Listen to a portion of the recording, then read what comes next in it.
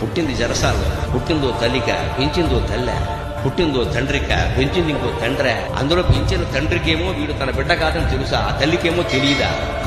ఏమి జీవితాలు? అవునడానికి లేదు, కాదనడానికి లేదు.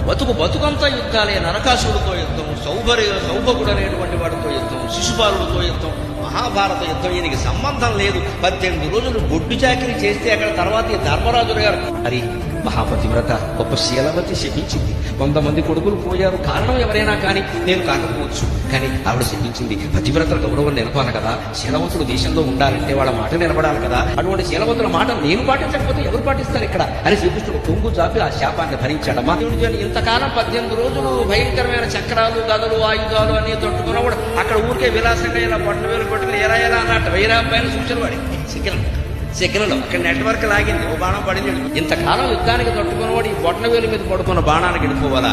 తెలుసు. వాలివత ఫలం అనుభవించక తప్ప. తల్లి తండ్రి బతుకుండగా శ్రీకృష్ణుడు చనిపోయాడమ్మా. ఎంత దుఃఖాన్ని ఆ తల్లిదండ్రులు అనుభవించి ఉంటారు.